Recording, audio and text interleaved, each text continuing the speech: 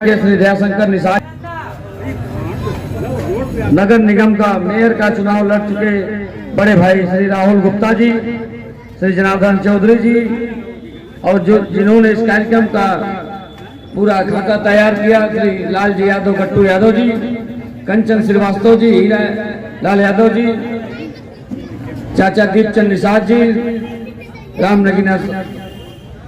राम नगीना साहनी जिला सचिव कांग्रेस, शिव शंकर गौड़ जी, राजेश निषाद जी, पूर्व प्रधान गुलरिया, यशपाल विश्वकर्मा जी, अभिषेक पासवान पार्षद,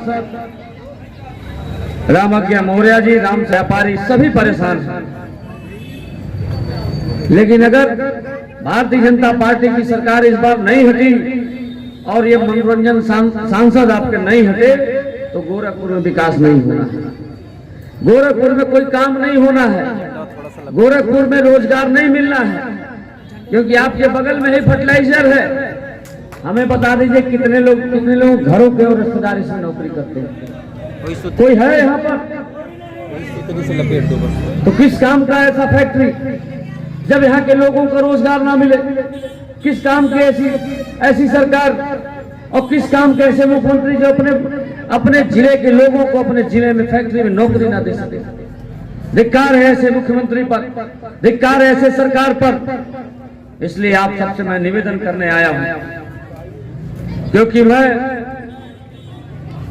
ऐसे वीर सपूत निषाद समाज के साथ साथ पिछड़े, दलित, अल्पसंख्यक, अगड़े पिछड़े सबकी रहनुमाई करने वाले और सबके सुख दुख में बढ़ चढ़कर हिस्सा लेने वाले, साथ देने वाले स्वर्गीय जमुना निषाद जी का बेटा।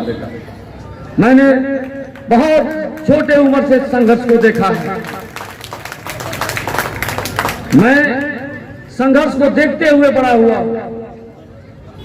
मैंने आप लोगों के भी संघर्षों की कहानियां सुनी, इसलिए आपसे कहना चाहता हूं कि 1 जून को आप सभी लोग इस बार से तय कर लीजिएगा।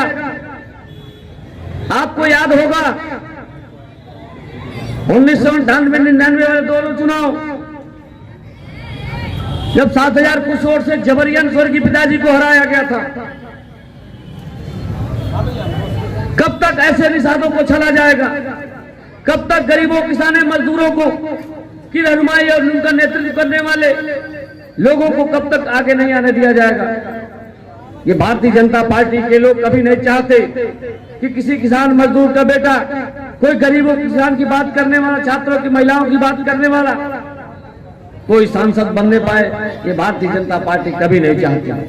अभी आपको जियाउल साहब ने गिनाया भी एक किनारे से कि भारतीय जनता पार्टी की क्या करनी कथनी है और इंडिया गठबंधन और समाजवादी पार्टी की क्या करनी कथनी है। इस बार अगर इस बार इंडिया गठबंधन की सरकार बनी तो नौजवानों के हाथ में रोजगार होगा, माताओं के हाथ में 8,500 रुपए प्रति महीने के हिसाब से 1 लाख रुपए प्रति वर्ष इंडिया गठबंधन की सरकार देगी, जिससे उनका घर हर महीने आसानी से चल जाएगा। इसके पहले समाजवादी पार्टी की सरकार थी, 500 रुपए समाजवादी पेंशन महिलाओं को मिला करता था। लेकिन आज भारतीय जनता पार्टी की सरकार जब से बनी, इन लोगों ने पेंशन भी बंद कर दिया। उत्तर प्रदेश में जब समाजवादी पार्टी की सरकार बनती है, सड़कों पे तमाम जगह कभी कहीं के दुर्घटनाएं हो जाती थी, उनको कोई पूछने और अस्पताल पहुंचाने वाला नहीं मिलता था। उनको अस्पताल पहुंचाने और इलाज कराकर ठीक करने का काम, स्वस्थ करके घर पहुंचाने का काम किसी ने किया तो हम सबके नेता आदरणीय अखिलेश यादव जी ने 108 नंबर देकर दिया, 102 नंबर दिया है आपको, 100 नंबर दिया। आपके छोटे मोटे झगड़े जो थानों पे धनुगाही हुआ करती थी, उसको रोकने के लिए 100 नंबर की गाड़ी आपके गांव के भी फोन पे पहुंच जाती थी।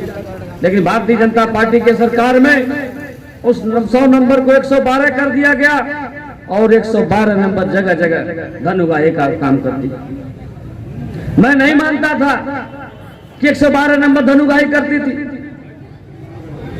लेकिन 2-3-4 महीने की एक घटना हम क्षेत्र में थे, जगह थे 2 लड़के आपस में विवाद कर रहे थे और संजोग से मैं उस रास्ते से निकल रहा था, मैं भी रुक गया, उनको समझा बुझाकर दोनों को अलग किया और 100 नंबर वाले उनसे पैसे की डिमांड कर रहे थे और जब उन दोनों को मैंने मना किया कि एक पैसे मत देना, उन लड़कों को मैं पहले घर भेज दिया और उसके बाद निकलने के बाद 100 नंबर की गाड़ी से एक सिपाही जी आए, बोले नेताजी बड़ी परिश्रम किए हैं, कुछ व्यवस्था करा दीजिए। हम क्या व्यवस्था होना है तो हमारे घर पे आ जाना, एक कमरा मैं अलग से बनाया हूँ जिसमें आप लोगों की व्यवस्था मैं कर सकता हूँ, चाहे वो अच्छे से व्यवस्था होगी।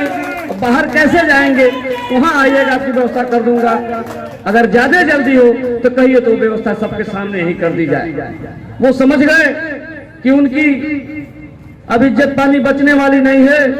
वो हाथ जोड़कर माफी मांगकर सबके सामने ये कह के गए, मैंने कहा कि आपको मैंने किस लिए कहा, कह के जाइए। उन्होंने कहा कि मैं पैसे की डिमांड कर रहा था, माफी मांगता हूं आप लोगों से। आज के बाद से ये नंबर की गाड़ी है, हम लोग कभी भी आएंगे क्षेत्र में किसी से पैसे की डिमांड नहीं करेंगे।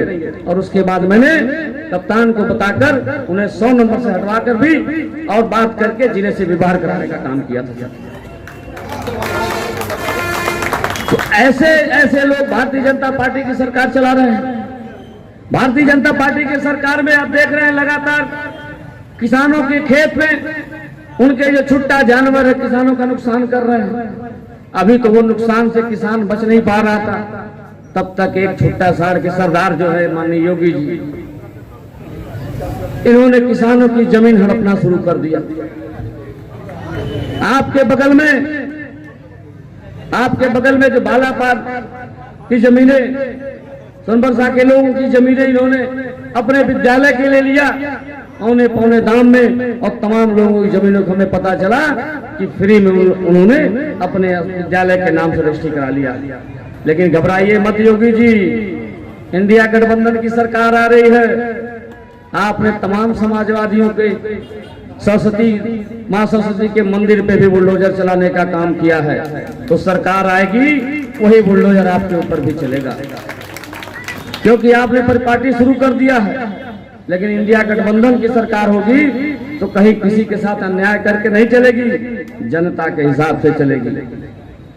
और आपको बता दें कि जो आपकी प्रत्याशी है श्रीमती काजल निषाद जी को समाजवादी पार्टी ने अभी 2022 का विधानसभा कैंपेन से लड़ाया, और अभी आपके बीच मेयर का भी चुनाव लड़ाया था। मेयर के चुनाव में भी भारतीय जनता पार्टी ने घपलेबाजी करके काजल निषाद को भी हराने का काम किया था, और पुनः भारतीय जनता पार्टी प्रयास करेगी कि इस चुनाव में भी हराने का। लेकिन नौजवान साथियों से मैं कहना चाहता हूं कि आप लोग 1 तारीख को इतना वोट डलवा दीजिए कि उनकी घपला करने वाली मशीन भी ना काम करेंगे, क्योंकि अधिक से अधिक जब आप वोट डलवा लेंगे अपने लोगों का, और वोट पड़ने के बाद अपने बूथ से अपनी ईवीएम मशीन को सुरक्षित स्ट्रांग रूम तक जरूर पहुंचवा देंगे, जो बूथ के साथी होंगे या गांव के जो भी समाजवादी साथी होंगे, जो चाहते होंगे कि गोरखपुर में आपकी बात करने वाला सांसद हो, आपकी आवाज संसद में उठाने वाला सांसद हो। उन सबसे निवेदन है कि अपने बूथ से अपना स्ट्रांग रूम तक अपनी ईवीएम मशीन सुरक्षित पहुंचवा दीजिएगा, उसके बाद ही आप घर आइएगा।